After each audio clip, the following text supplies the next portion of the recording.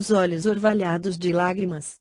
Faça-se, então, a vontade do Pai que está nos céus, exclamou a serva, prorrompendo em soluços.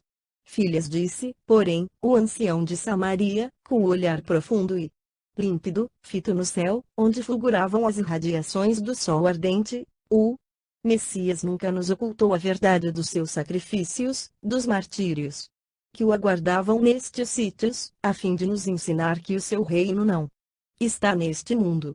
Nas sombras da minha velhice, estou apto a reconhecer a grande realidade das suas palavras, porque honras e vanglórias, mocidade e fortuna, bem como as alegrias passageiras do plano terrestre, de nada valem, pois tudo aqui vem a ser ilusão que desaparece nos abismos da dor e do tempo. A única realidade tangível é a de nossa alma. A caminho desse reino maravilhoso, cuja beleza e cuja luz nos foram trazidas por suas lições inesquecíveis e carinhosas. Mas obtemperou Ana, entre lágrimas nunca mais veremos a Jesus de Nazaré, confortando-nos o coração. Que dizes, filha? Exclamou Simeão, com firmeza. Não sabes? Então, que o Mestre afiançou que a sua presença consoladora é sempre inalterável entre os que se reúnem e se reunirão, neste mundo, em seu nome. Regressando, agora, a Samaria, erguerei uma cruz à porta da nossa choupana e reunirei, ali, a comunidade dos crentes que desejarem continuar as amorosas tradições do Messias. E, depois de uma pausa em que parecia despertar sob o peso de pungentes preocupações, acentuou: mas, não temos tempo a perder. Sigamos para o Gólgota. Vamos receber, ainda uma vez, as bênçãos de Jesus. Muito grato me seria acompanhá-los, retrucou Lívia.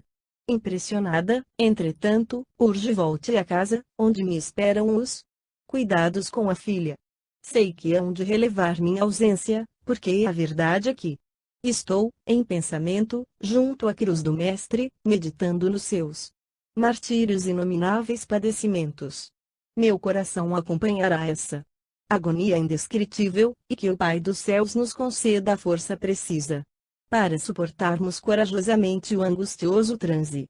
Ide, senhora, que os vossos deveres de esposa e mãe são também mais que sagrados, exclamou Simeão, carinhosamente. E enquanto o velho e sobrinha se dirigiam para o Calvário, escalando as vias públicas que demandavam a colina, Lívia regressava ao lar, apressadamente, buscando os caminhos mais curtos, através das vicías estreitas, de modo a voltar, quanto antes, não só pela circunstância inesperada de sair à rua em trajes diferentes, compelida pelos imperativos do momento, mas também porque inexplicável angústia lhe azorragava o coração, fazendo-lhe experimentar uma necessidade mais forte de preces e meditações.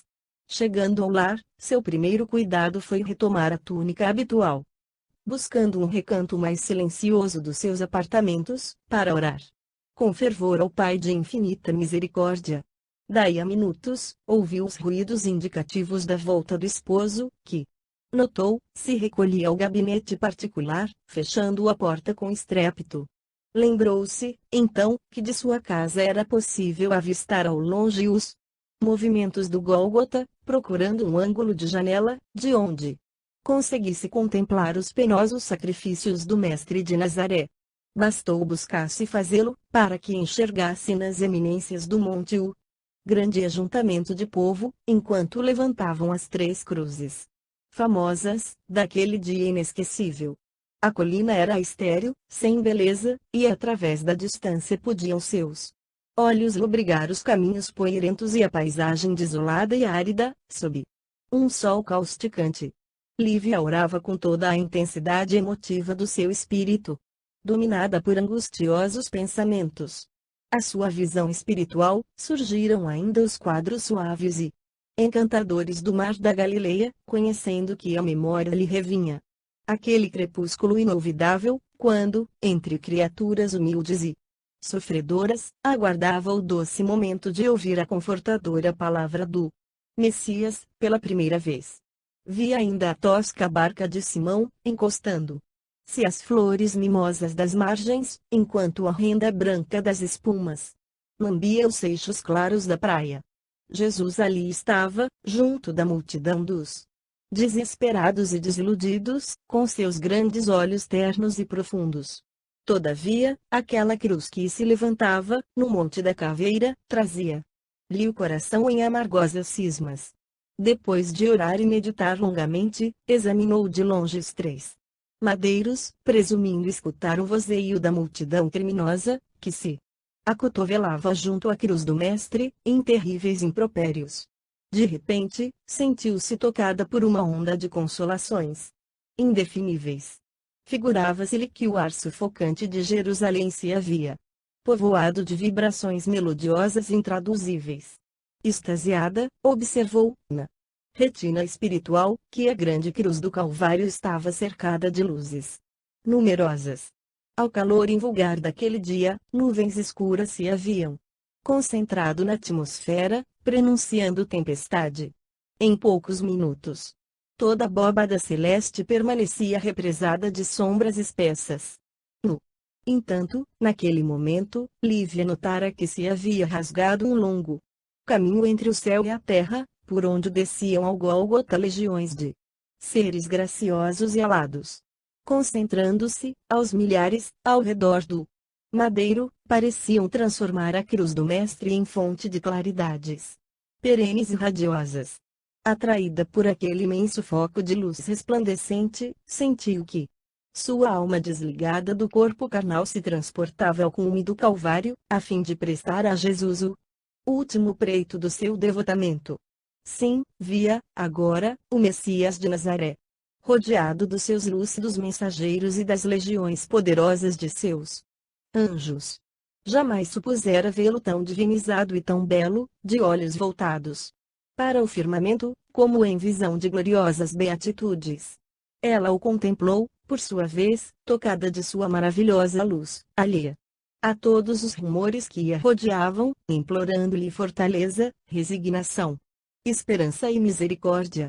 Em dado instante, seu espírito sentiu-se banhado de consolação indefinível, como se estivesse empolgada pela maior emoção de sua vida.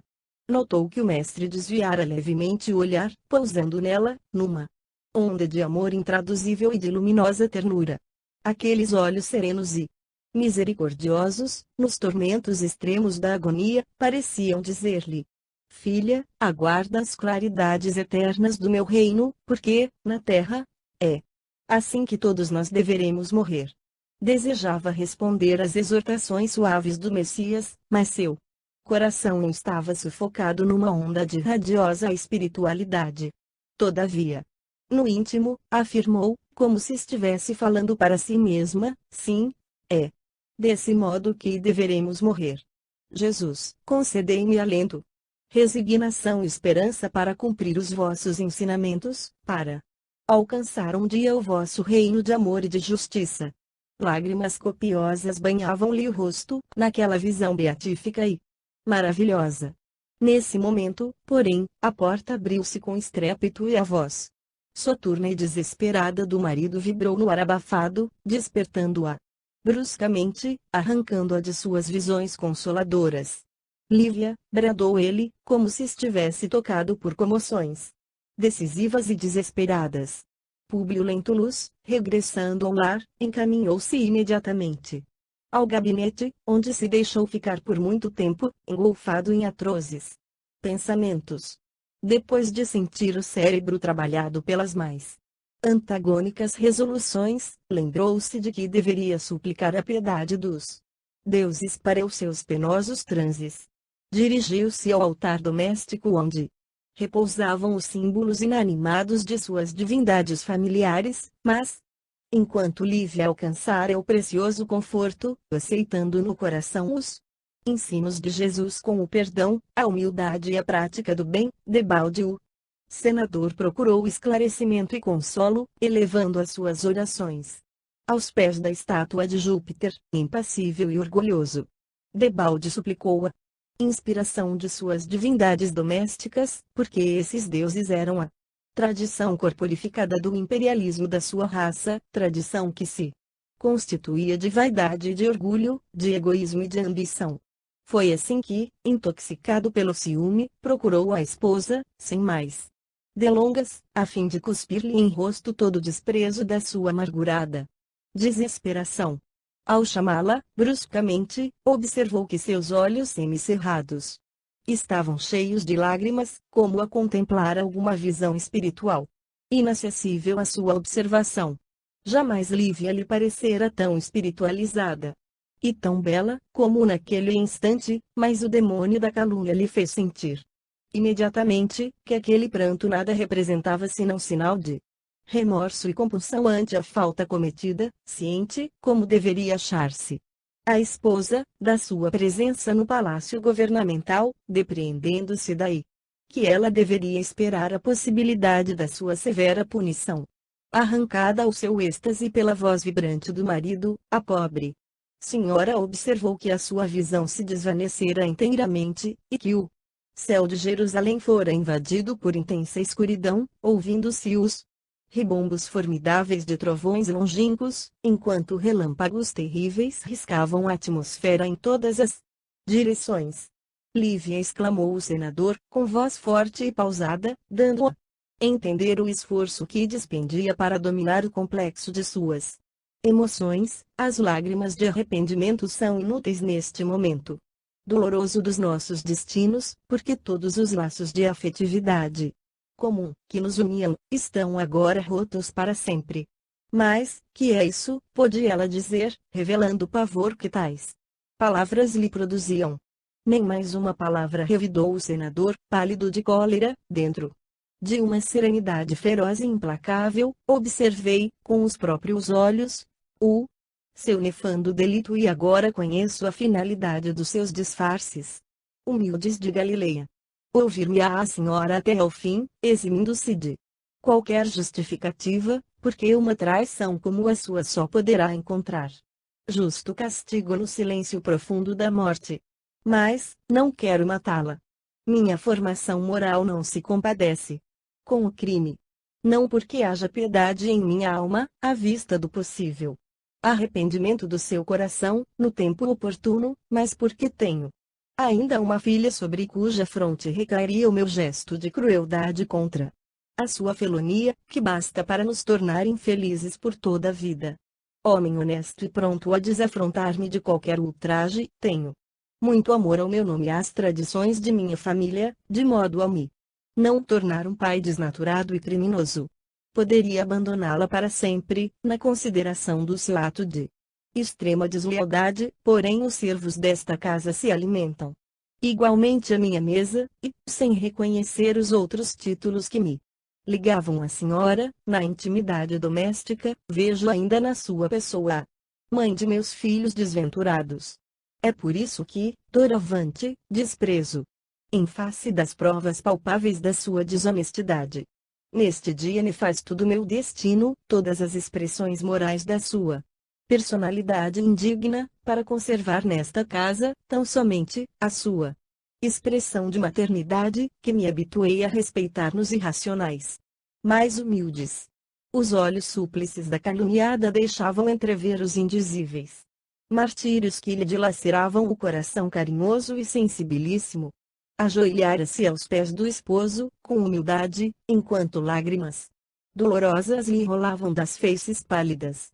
Lembrava-se Lívia, então, de Jesus nos seus intraduzíveis padecimentos.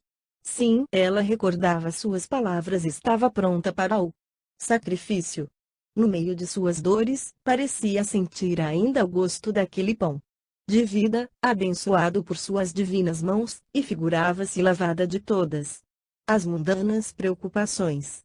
A ideia do reino dos céus, onde todos os aflitos são consolados, anestesiava-lhe o coração dolorido, nas suas primeiras reflexões a respeito da calúnia de que era vítima o seu espírito, fustigado pelas provas aspérrimas. Não obstante essa atitude de serena humildade, o senador continuou no auge da angústia moral. Dei-lhe tudo, que possuía de mais puro e mais sagrado neste mundo, na esperança de que correspondesse aos meus ideais mais sublimes, entretanto, relegando todos os deveres que lhe competiam, não vacilou em derramar sobre nós um punhado de lama. Preferiu, ao convívio do meu coração, os costumes dissolutos desta época de criaturas irresponsáveis, no capítulo da família, resvalando para o desfiladeiro que conduz a mulher aos abismos do crime e da impiedade. Mas ouça bem minhas palavras que assinalam os mais terríveis desgostos do meu coração. Nunca mais se afastará dos labores domésticos, das obrigações diárias de minha casa.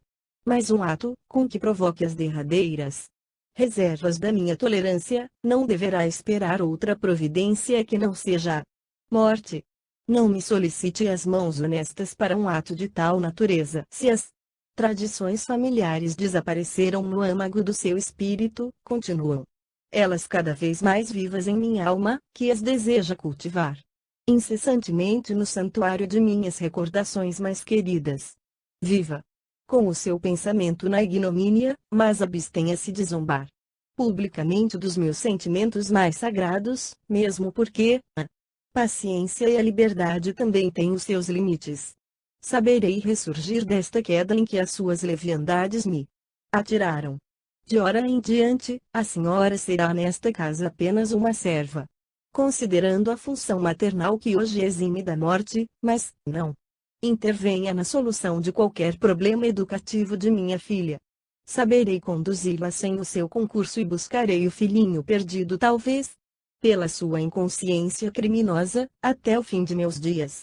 Concentrarei nos filhos a parcela imensa de amor que lhe reservara, dentro da generosidade da minha confiança, porquanto, doravante, não me deve procurar com a intimidade da esposa, que não soube ser, pela sua injustificável deslealdade, mas com o respeito que uma escrava deve aos seus senhores.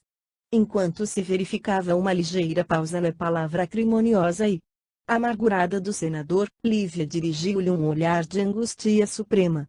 Desejava falar-lhe como dantes, entregando-lhe o coração sensível e carinhoso, todavia, conhecendo-lhe o temperamento impulsivo, adivinhou a inutilidade de qualquer tentativa para justificar-se. Passadas as primeiras reflexões e ouvindo, amargurada de dor, aquela terrível insinuação acerca do desaparecimento do filhinho, deixou vagar no coração vacilações injustificáveis e numerosas. Ante aquelas calúnias que a faziam tão desditosa, chegava a pensar se as boas ações não seriam vistas por aquele Pai de infinita bondade, que ela acreditava velar, dos céus, por todos sofredores, de conformidade com as promessas sublimes do Messias Nazareno. Não guardara ela uma conduta nobre e exemplar, como mãe dedicada e esposa carinhosa? Todo o seu coração não estava posto em tributos de esperança e de fé naquele reino de soberana justiça, que se localizava fora da vida material? Além disso, sua ida precipitada a Pilatos, sem audiência prévia do marido, fora tão somente com o elevado propósito de salvar a Jesus de Nazaré da morte infamante, onde o socorro sobrenatural que não chegava para esclarecer a penosa situação dela e mostrar tal injustiça. Lágrimas angustiosas enivoavam-lhe os olhos cansados e abatidos. Mas antes que o marido recomeçasse as acusações, viu-se de novo defronte da cruz, em pensamento. Uma brisa suave parecia amenizar as úlceras que o libelo do esposo lhe abrira no coração. Uma voz, que lhe falava aos refolhos mais íntimos da consciência, lembrou-lhe ao espírito sensível que o mestre de Nazaré também era inocente e expirara, naquele dia, na cruz, sob os insultos de algozes impiedosos.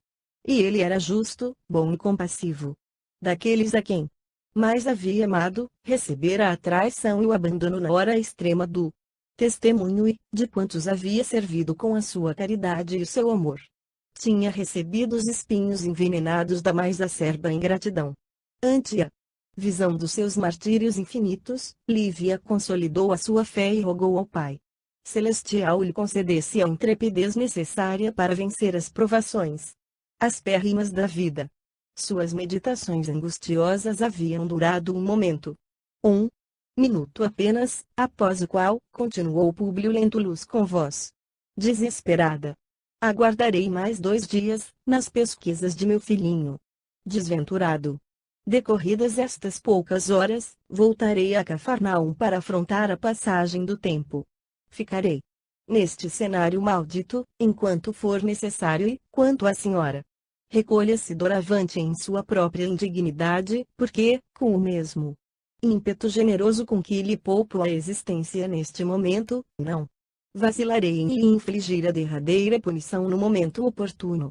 E, abrindo a porta de saída, que estremecerá aos ribombos do trovão, exclamou com terrível acento: Lívia, este momento doloroso assinala a perpétua separação dos nossos destinos. Não ouse transpor a fronteira que nos isola um do outro. Para sempre, no mesmo lar e dentro da mesma vida, porque um gesto desses pode significar a sua inapelável sentença de morte. Atrás dele, fechara-se a porta com estrépito, abafado pelos rumores da tempestade. Jerusalém estava sob um verdadeiro ciclone de destruição, que ia deixar, após sua passagem, sinal de ruína, desolação e morte. Ficando só, Lívia chorou amargamente. Enquanto a atmosfera se lavava com a chuva torrencial que descia a cântaros no fragor das trovoadas, também a sua alma se despia das ilusões amargas e purificadoras. Sim, estava só e profundamente desventurada. Doravante, não poderia contar com o amparo do marido, nem com o afeto suave da filhinha, mas um anjo de serenidade velava à sua cabeceira, com a doçura das sentinelas que nunca se afastam do seu posto de amor, de redenção e de piedade. E foi esse espírito luminoso que, fazendo gotejar o bálsamo de esperança no cálice do seu coração angustiado, deu-lhe sentir que ainda possuía muito, o tesouro da fé, que unia Jesus ao Messias da renúncia e da salvação, a esperá-la em seu reino de luz e de misericórdia. O apóstolo da Samaria. No dia seguinte, Públio Lentulus incentivou as pesquisas do filhinho, entre quantos peregrinavam nas festas da Páscoa, em Jerusalém, instituindo o prêmio de um grande sestércio, 1000 sestércios, ou sejam 2.500 asses, para quem apresentasse aos seus servos a criança desaparecida. Não devemos esquecer que a criada Semele, bem como suas companheiras de serviço, foram submetidas ao mais rigoroso inquérito, por ocasião do castigo aos servos imprevidentes, encarregados da vigilância noturna em casa do senador. Públio não admitia castigos físicos às mulheres, mas, no caso misterioso do desaparecimento do filhinho, submeteu as criadas a um interrogatório francamente impiedoso. Inútil declarar que Semele protestara a mais absoluta inocência, nada deixando transparecer que pudesse comprometer sua conduta. Entretanto, as 3 servas que mais diretamente cuidavam do pequeno, entre as quais estava ela incluída, foram obrigadas a colaborar com os escravos na procura de Marcos, pelas praças e ruas de Jerusalém, embora tivessem suas horas diárias consagradas ao descanso. Essas horas, aproveitava Semele para visitar ou rever relações amigas, passando a maior parte do tempo no sítio onde André cultivava suas oliveiras e vinhedos frondosos, a pouca distância da estrada para os centros principais. Nesse dia, vamos encontrá-la em animada palestra com o raptor e sua mulher, enquanto a criança dormitava ao canto de um compartimento.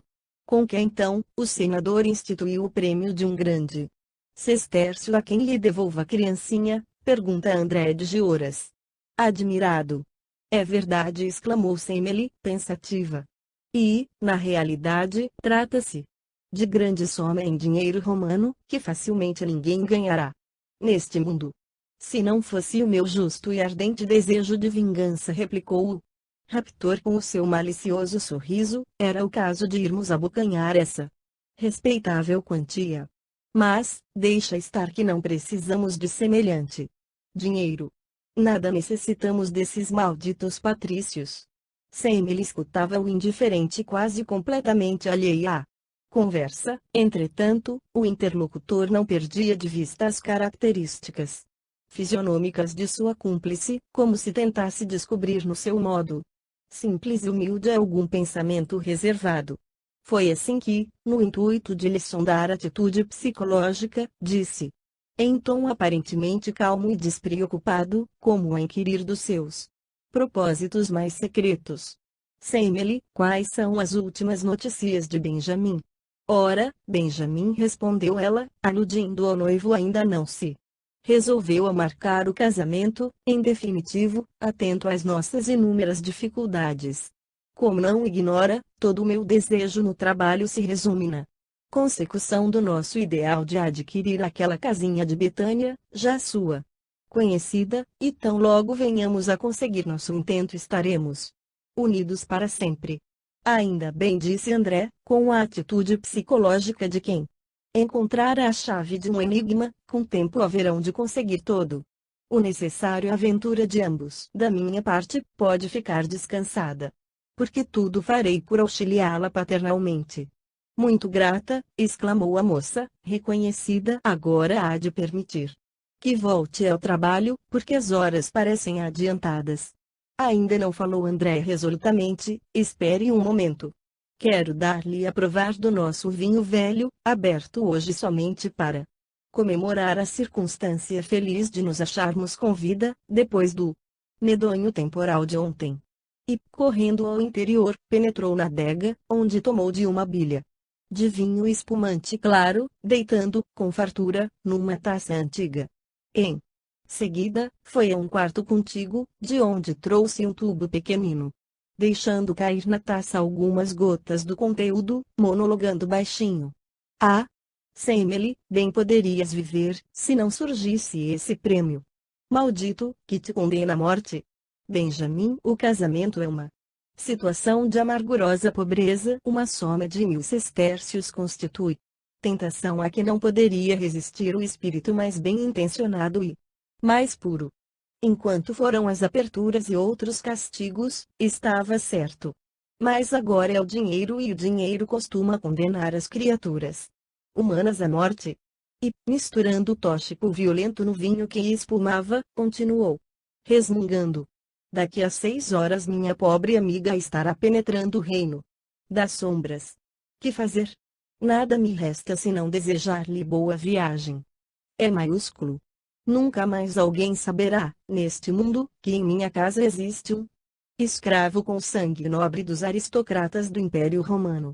Em 2 minutos a desventurada serva do senador ingeria satisfeita o conteúdo da taça, agradecendo a sinistra gentileza com palavras comovidas.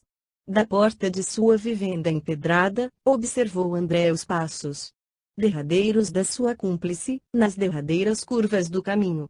Ninguém mais pleitearia o grande sestércio oferecido pela desesperação de Lentulus, porque, precisamente à noitinha, quase às 19 horas, Semele experimentou uma sensação de súbito mal-estar. Recolhendo-se ao leito imediatamente. Suores abundantes e frios lavaram-lhe as faces já descoradas, onde se notava o pálor característico da morte. Ana, que já havia regressado, compungida, aos afazeres domésticos, foi chamada à pressa, a fim de ministrar-lhe os socorros precisos, encontrando-a, porém, no auge da aflição que assinala os moribundos prestes a se desvencilharem do cárcere da matéria.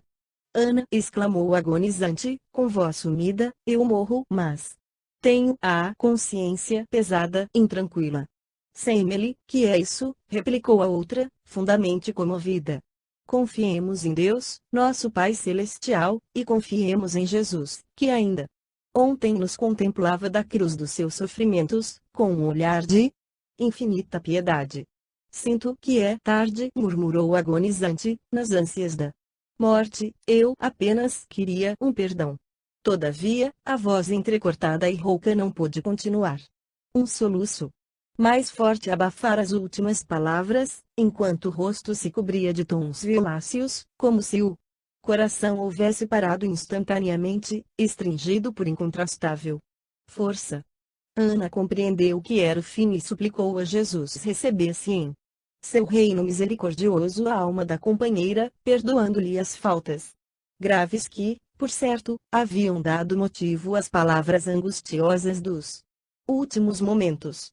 Chamado um médico ao exame cadavérico, verificou, no empirismo da sua ciência, que Semele expirara por deficiência do sistema cardíaco e, longe de se descobrir a verdadeira causa daquele fato inesperado, o segredo de André de Giora se envolvia nas sombras espessas do túmulo. Ana e Lívia tiveram ensejo de trocar impressões sobre o doloroso acontecimento, mas ambas, embora funda a impressão que lhes causavam as derradeiras palavras da morta, encaravam a sua passagem para outra vida, na conta dessas fatalidades irremediáveis. Públio Lentulus, em seguida a esse fato, apressou o regresso à vivenda de Cafarnaum, que adquirira ao antigo dono, em caráter definitivo, prevendo a possibilidade de longa permanência em tais lugares. O maiúsculo regresso foi triste, jornada trabalhosa e sem esperanças. Os servos numerosos não chegaram a perceber a profunda divergência agora existente entre ele e a esposa, e foi assim que, verdadeiramente separados pelo coração, continuaram no lar a mesma tradição de respeito perante os subordinados. Depois de alguns dias de sua segunda instalação na cidade próspera e alegre onde Jesus tantas vezes fizera soar doces e divinas palavras, o senador preparou copioso expediente para o amigo Fiamínio, bem como para outros elementos do Senado, enviando Comênio a Roma como portador de sua inteira confiança. Odiando a Palestina, que tantas e tão amargas provações lhe reservara, mas preso a ela pelo desaparecimento misterioso do pequenino Marcos, o senador solicitava a Flamínio a sua intervenção particular para que seu tio Sálvio regressasse à sede dos seus serviços na capital do Império, tentando livrar-se da presença de Fúvia naqueles lugares, porquanto lhe dizia o coração, na intimidade do pensamento, que aquela mulher tinha uma influência nefasta no seu destino e no de sua família. Ao mesmo tempo, saturado de terrível aversão pela personalidade de Pôncio Pilatos, punha o amigo distante a par de numerosos escândalos administrativos que ele, após o incidente da Páscoa, resolvera corrigir com o máximo de severidade. Prometia, então, a Flamínio Severus conhecer mais de perto as necessidades da província, a fim de que as autoridades romanas ficassem cientes de graves ocorrências na administração, de modo que, em tempo oportuno, fosse o governador removido para outro setor do império, prometendo relacionar, sem demora, todas as injustiças da atuação de Pilatos na vida pública, em vista das reclamações reiteradas e consecutivas que lhe chegavam aos ouvidos, de todos os recantos da província.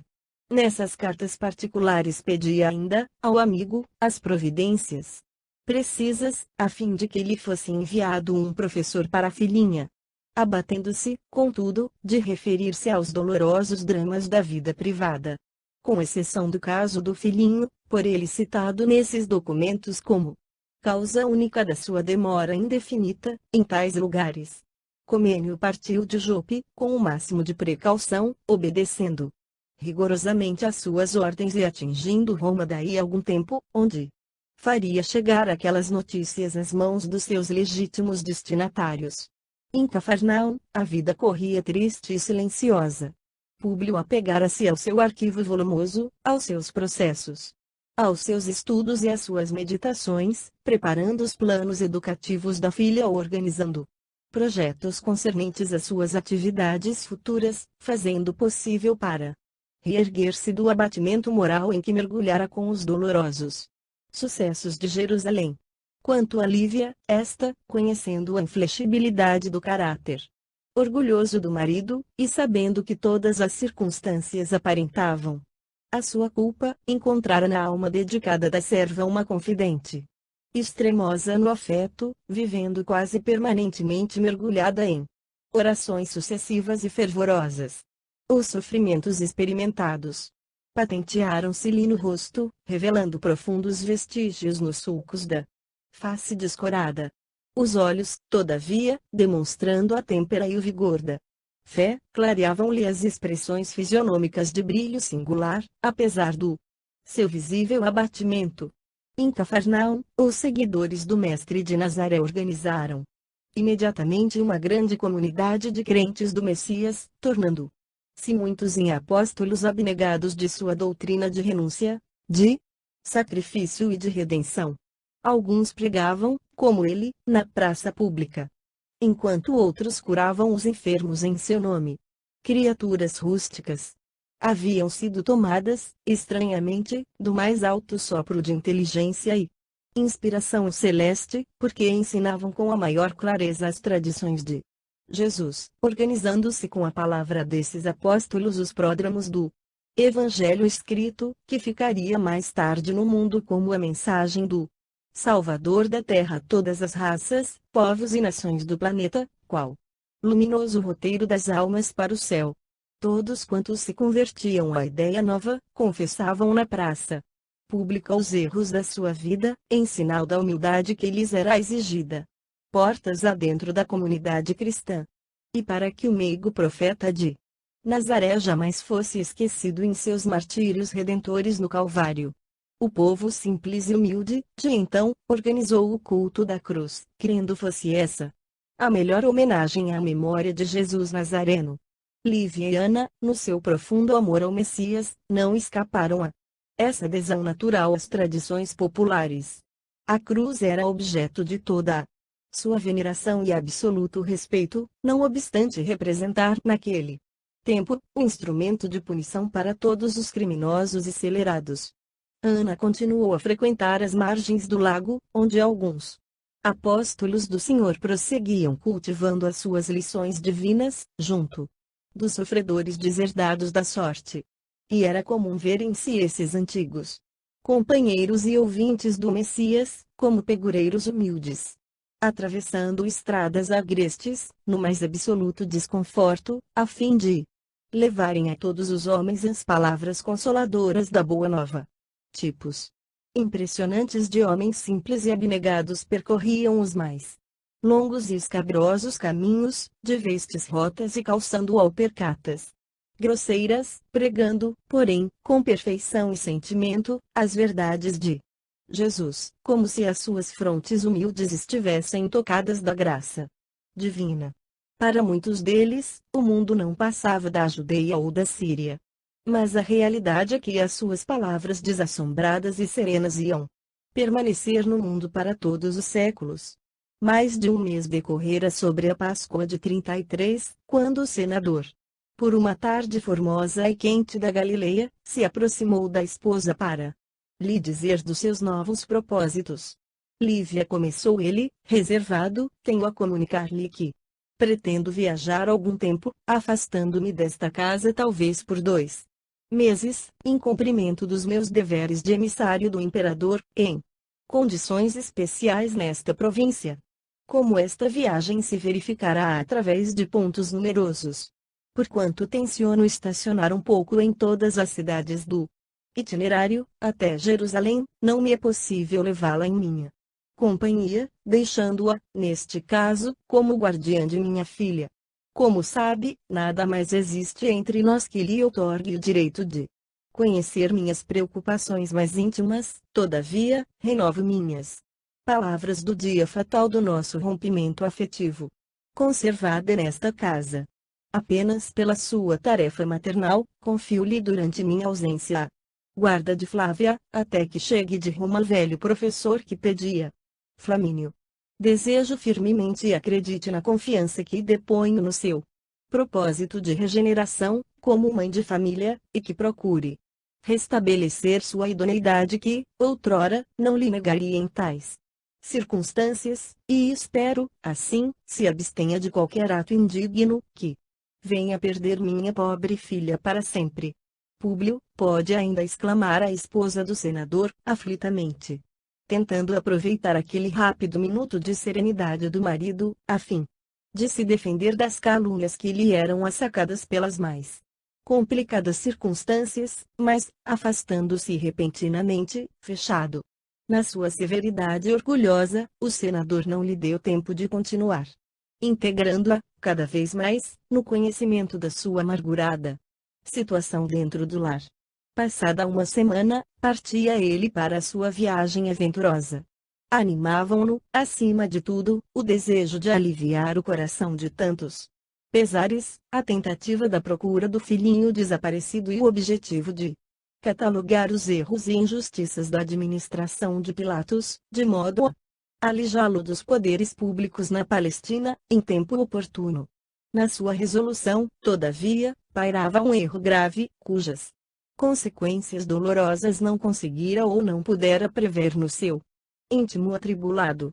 A circunstância de deixar esposa e filha expostas aos perigos de uma região, onde eram consideradas como intrusas, devia ser examinada mais detidamente pela sua visão de homem prático. Além disso, ele não podia contar, nessa ausência, com a dedicação vigilante de Comênio, em viagem com destino a Roma, onde o conduziam as determinações do patrão e leal amigo. Todas essas preocupações andavam no espírito de Lívia, dotada, como mulher, de sentimento mais apurado e mais justo, no plano das conjecturas e previsões.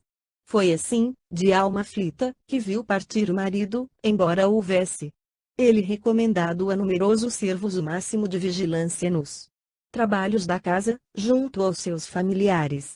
Festividades solenes foram determinadas por Herodes, em Tiberíades, previamente avisado pelo senador, a respeito de sua visita pessoal àquela cidade, que representava a primeira etapa da sua longa excursão.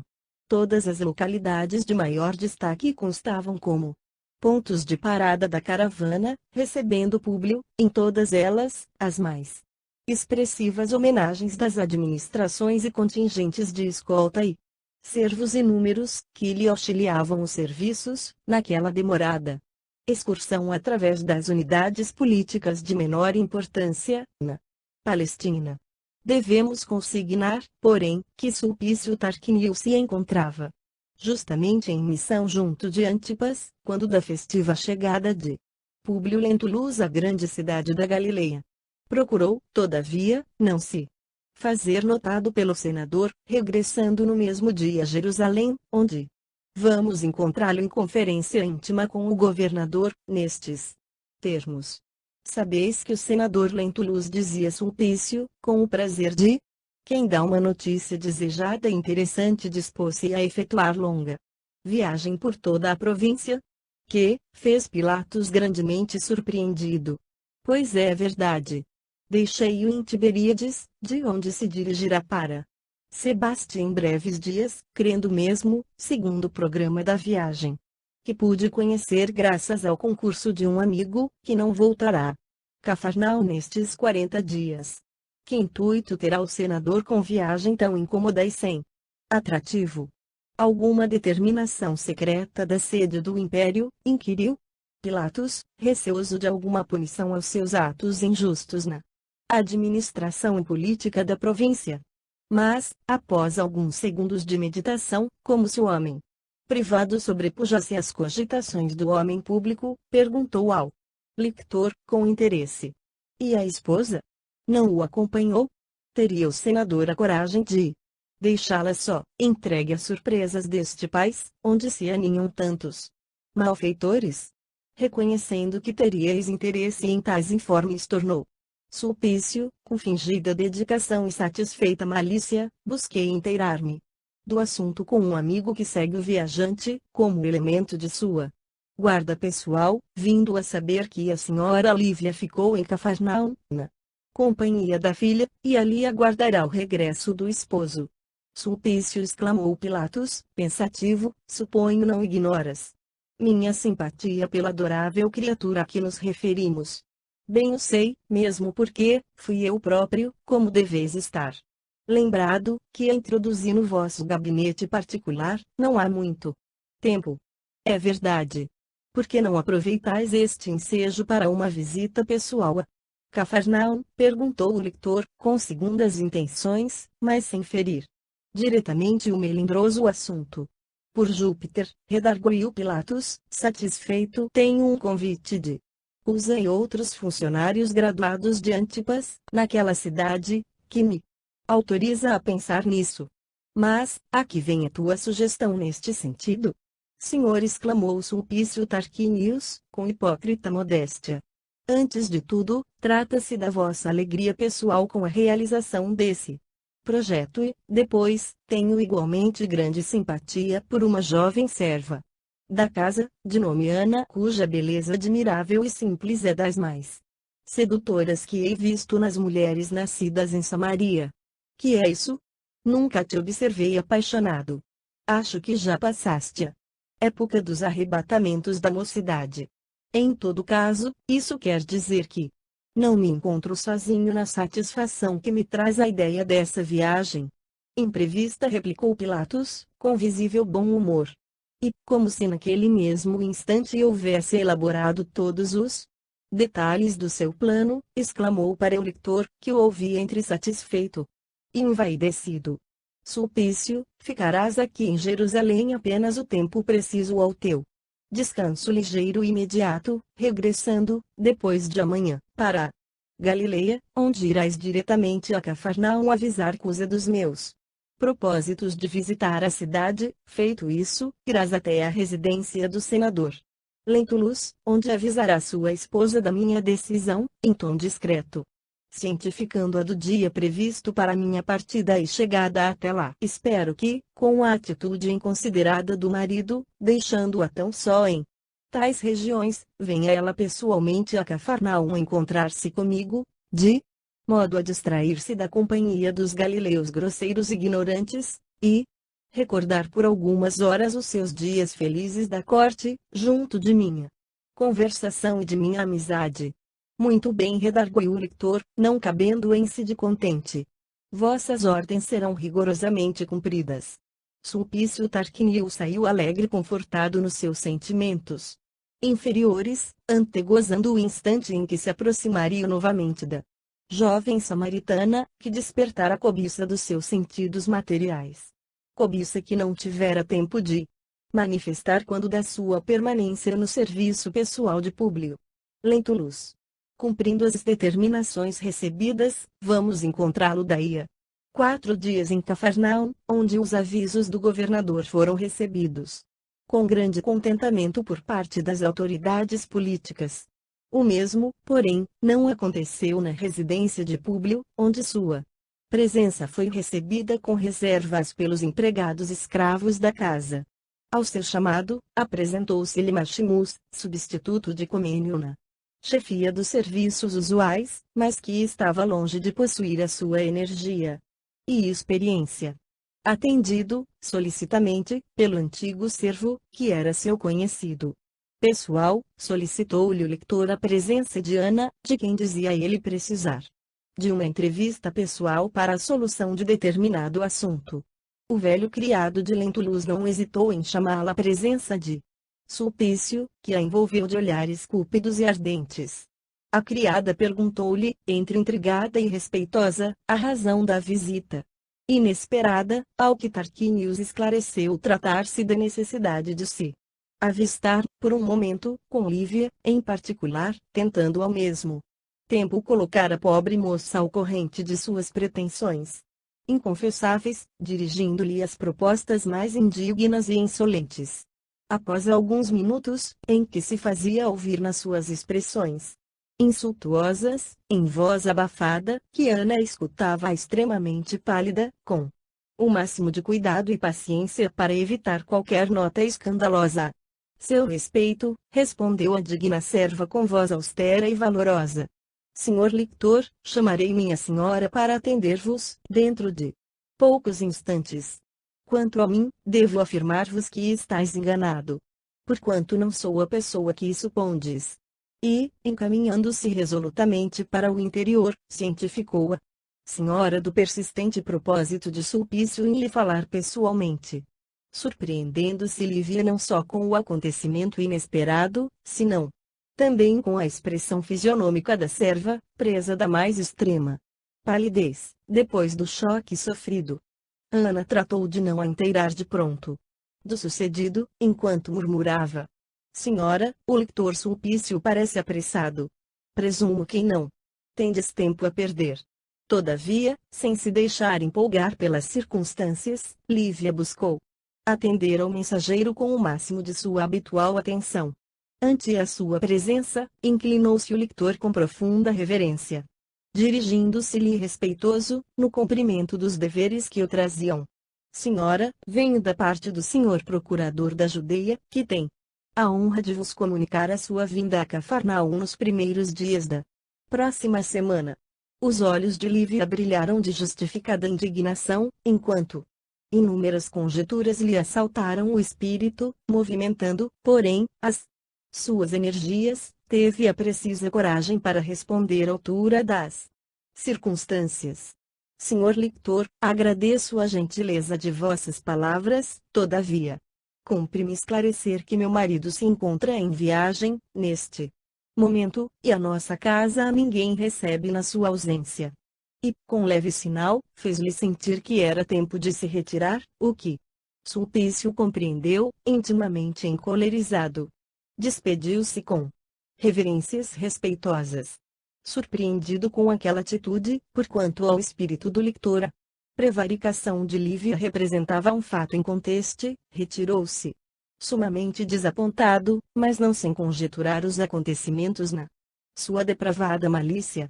Foi assim que, encontrando-se com um dos soldados de guarda à residência, seu conhecido amigo pessoal, observou-lhe com fingido interesse: Otávio, antes de uma semana talvez aqui esteja de volta e desejaria encontrar de novo, nesta casa, a joia rara de minha felicidade e de minhas esperanças.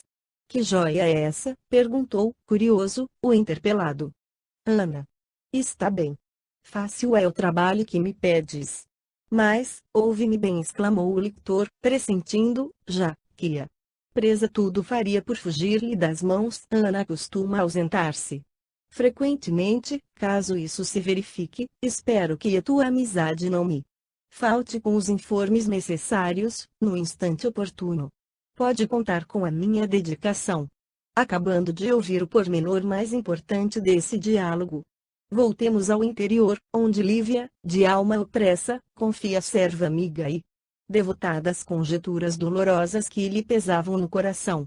Depois de externar-lhe os seus justificados temores, plenamente admitidos por Ana, que, por sua vez, a colocou ao corrente das insolências de Sulpício, a pobre senhora desfiou a sua confidente, simples e generosa, o rosário infindo de suas amarguras, relatando-lhe todos os sofrimentos que lhe dilaceravam a alma carinhosa e sensibilíssima, desde o primeiro dia em que a calúnia encontrara guarida no espírito orgulhoso do companheiro. As lágrimas da serva, ante a singular narrativa, eram bem o reflexo da sua alta compreensão das angústias da senhora, perdida naqueles rincões quase selvagens, considerando-se a sua educação e a nobreza de sua origem. Ao finalizar o penoso relato de suas desditas, a nobre Lívia acentuou, com indisfarçável amargura: na verdade, tudo tenho feito por evitar os escândalos injustificáveis e incompreensíveis. Agora, porém, sinto que a situação se agrava cada vez mais, à vista da insistência dos meus algozes e da displicência de meu marido em face dos acontecimentos, perdendo-se o meu espírito em conjecturas amargas e dolorosas. Se mando chamá-lo por um mensageiro, pondo ao corrente do que se passa, a fim de que nos proteja com as suas providências imediatas. Talvez não compreenda a marcha dos fatos na sua intimidade, encarando os meus receios como sintoma de culpas anteriores, ou tomando os meus escrúpulos como desejo de regeneração por faltas que não cometi, em virtude de suas enérgicas reprimendas e penosas ameaças. Se não aviso dessas ocorrências graves, do mesmo modo se produziria o escândalo com a vinda do governador a Cafarnaum, aproveitando o ensejo da sua ausência. Tomo, unicamente, a Jesus por meu juiz nesta causa dolorosa, em que as únicas testemunhas devem ser o meu coração e a minha consciência. O que mais me preocupa, agora, minha boa Ana, não é tão somente a obrigação de velar por mim, que já experimentei o fel amaríssimo da desilusão e da calúnia impiedosa. É, justamente, por minha pobre filha. Porque tenho a impressão de que aqui na Palestina os malfeitores estão nos lugares onde deveriam permanecer os homens de sentimentos puros e incorruptíveis. Como não ignoras, meu desventurado filhinho já se foi, arrebatado. Nesse turbilhão de perigos, talvez assassinado por mãos indiferentes e criminosas. Fala-me o coração maternal que o meu desgraçado Marcos ainda vive, mas onde e como? Debalde temos procurado sabê-lo, em todos os recantos, sem o mais leve sinal da sua presença ou passagem. Agora, manda a consciência que resguarde a filhinha contra ciladas tenebrosas. Senhora, exclamou a serva, com fulgor estranho no olhar, como se houver encontrado uma solução repentina e apreciável para o assunto.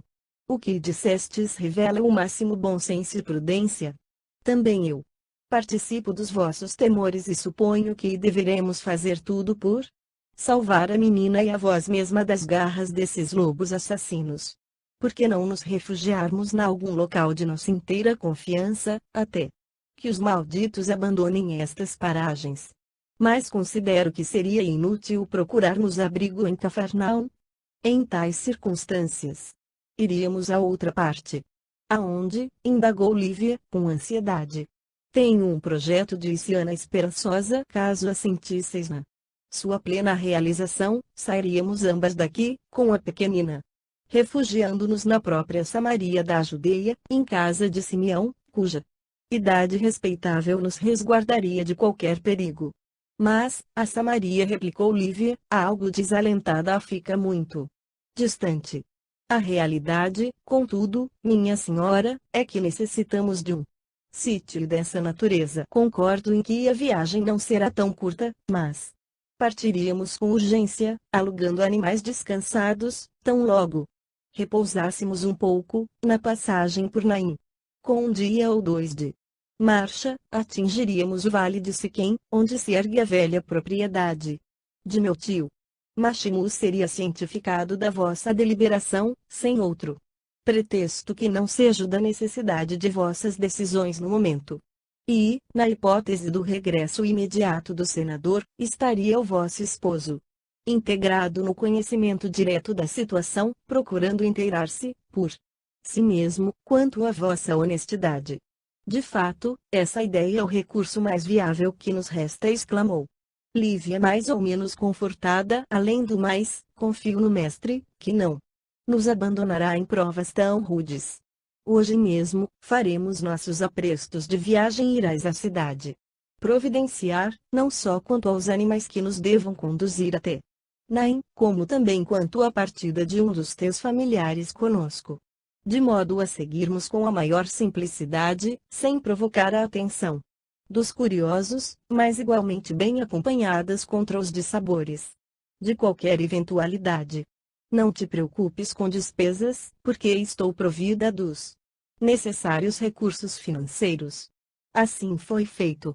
Na véspera da partida, Lívia chamou o servo que então desempenhava as funções de mordomo da casa, esclarecendo nestes termos: Maximus, motivos imperiosos me lavam amanhã a Samaria da Judeia, onde me demorarei alguns dias, junto de minha filha. Levarei Ana em minha companhia e espero do teu esforço a mesma dedicação de sempre aos teus senhores. O interpelado fez uma reverência, como quem se surpreendesse com semelhante atitude da patroa, pouco afeita aos ambientes exteriores do lar, mas entendendo que não lhe assistia o direito de analisar as suas decisões, aventou, respeitoso: Senhora, espero designeis os servos que deverão acompanhar-vos. Não, Maximus. Não quero as solenidades do costume nas excursões dessa natureza. Irei com pessoas amigas, de Cafarnaum, e pretendo viajar com muita simplicidade.